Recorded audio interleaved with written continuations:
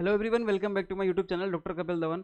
आप सभी ने मुझसे पूछा था कि सर मतलब जो लोग ऑलरेडी जॉब में हैं, ठीक है, या जिन्होंने अपना प्रोबेशन कंप्लीट कर लिया है, कुछ लोग ऐसे हैं जो सेंट्रल गवर्नमेंट जॉब में हैं, तो सर हम क्या करें जब अगर हमारा आरपीएससी असिस्टेंट प्रोफेसर में सिलेक्शन होता है, तो फिर हम किस तरीके से आगे डील करें और हमें कितना वेतन मिलेगा, क्या हमें प्रोबेशन वापस से निकालना पड़ेगा, तो ये सारी चीज़ों को लेकर। और हाँ, अब मैंने इस पर एक वीडियो बना दी थी ऑलरेडी, लेकिन मैं एक वीडियो इसलिए बना रहा हूँ क्योंकि आपके सवाल ये भी थे इसमें, और भी मतलब काफ़ी सारे आपके इस अपडेशन बाकी था कि आपने कहा था कि सर इसमें हमें ये बता दो कि जो हमारे अलाउंसेस वगैरह लगेंगे, ठीक है, डीए एचआरए वगैरह जो है, ये डीए जो होता है हर 6 महीने में बढ़ता है, तो क्या ये भी यहाँ पर इम्प्लीमेंट होगा क्या? तो मैं इन सभी बातों को लेकर और अपडेशन को लेकर मैं ये वीडियो वापस से बना रहा हूँ एक बार, जिसमें मैं आपको बता दूं। अगर देखो कोई अगर स्टेट गवर्नमेंट का कोई एम्प्लॉई है तो वो दो टाइप के हो जाएंगे, जिन्होंने एक तो जिन्होंने प्रीवियस जॉब में, चाहे वो कोई सी भी जॉब हो, ठीक है, मतलब स्टेट गवर्नमेंट की होनी चाहिए, राजस्थान स्टेट की।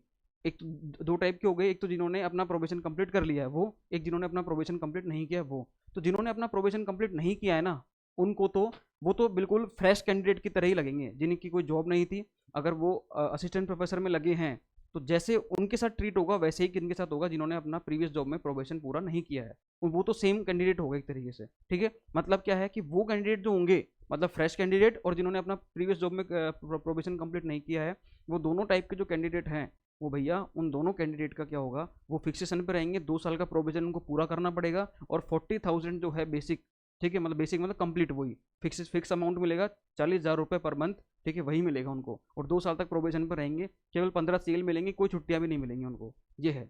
दूसरे स्टेट गवर्नमेंट के एम्प्लॉय कौन से थे? जिन्होंने अपना प्रोबेशन 2 साल का कंप्लीट कर लिया है प्रीवियस जॉब में, अब वो कोई सी भी जॉब हो। तो ध्यान रखना, वो अगर आरपीएससी असिस्टेंट प्रोफेसर में आते हैं, तो इस केस में उनको प्रोबेशन कंप्लीट, मतलब प्रोबेशन तो 2 साल का रहेगा, लेकिन वो पे प्रोटेक्शन जो है वो उसको यूज में लेकर वो अपना जो पुरानी सैलरी है वो 2 साल तक क्लेम कर सकते हैं। और 2 साल के बाद तो उनको वो वाली सैलरी मिल ही जाएगी असिस्टेंट प्रोफेसर की, ठीक है, बढ़ी हुई सैलरी। लेकिन 2 साल तक वो प्रीवियस सैलरी को क्लेम कर सकते हैं। और साथ ही साथ उस प्रीवियस सैलरी में जो भी डीए बढ़ेगा, एचआरए बढ़ेगा, वो उसको भी क्लेम कर सकते हैं। सही है, मतलब वो भी उसमें ऐड होता रहेगा। ऐसा नहीं है कि केवल वही सैलरी मिल रही है आपको जो प्रीवियस जॉब में मिल रही थी, ऐसा नहीं है। उसमें डीए भी आपको, जब जब डीए बढ़ेगा तब तक आपका डीए भी बढ़ता जाएगा। मतलब आप 2 साल तक अपनी पिछली सैलरी को क्लेम कर सकते हो, उसको बोलते हैं अपन पे प्रोटेक्शन। तो पे प्रोटेक्शन के थ्रू आप प्रीवियस जॉब की सैलरी को क्लेम कर लेना आराम से, ठीक है। जो ऑलरेडी प्रीवियस जॉब में है, जो ऑलरेडी राजस्थान गवर्नमेंट की प्रीवियस जॉब में है और जिन्होंने प्रोविजन भी कंप्लीट कर लिया है, उनके लिए है कि पे प्रोटेक्शन को यूज में लेते हुए वो प्रीवियस सैलरी को क्लेम कर सकते हैं, जिसमें डीए एचआरए सारा क्लेम हो जाएगा। दोनों का हो गया ये तो स्टेट गवर्नमेंट का।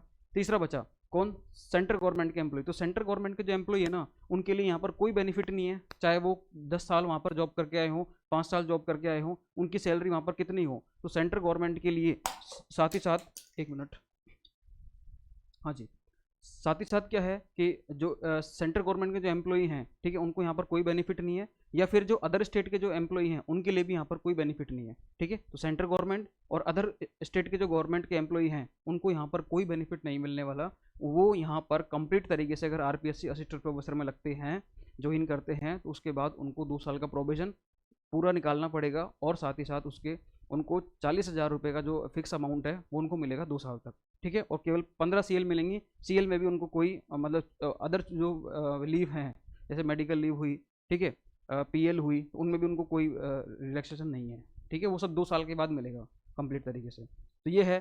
तो ये जो है मतलब कुछ क्वेरीज थी, ये तो मैंने पहली वाली वीडियो में क्लियर कर दी थी कि प्रोबेशन वापस पूरा करना पड़ेगा क्या। तो भैया अदर स्टेट के और सेंटर वालों को तो वापस करना पड़ेगा, और जो अपने स्टेट के हैं जिन्होंने प्रोविजन नहीं किया उनको भी पूरा करना पड़ेगा, ठीक है। सैलरी कौन सी मिलेगी?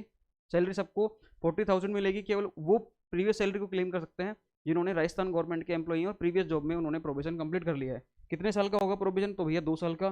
केंद्र के कर्मचारियों का वेतन भैया वो नहीं मिलेगा, उनको केवल राजस्थान गवर्नमेंट का फिक्स अमाउंट मिलेगा, ठीक है। तो फायदा केवल उन्हीं को है जिन्होंने राजस्थान गवर्नमेंट के एम्प्लॉई हैं और उन्होंने 2 साल का प्रोविजन कंप्लीट कर लिया है। हाँ, वेतन भत्ते वाली बात थी, तो वेतन भत्ते उनको जो भत्ते लग रहे हैं, अलाउंसेस लग रहे हैं, डीए एचआरए, वो क्लेम कर सकते हैं, ठीक है। बाकी लोगों के लिए कोई रिलैक्सेशन नहीं है।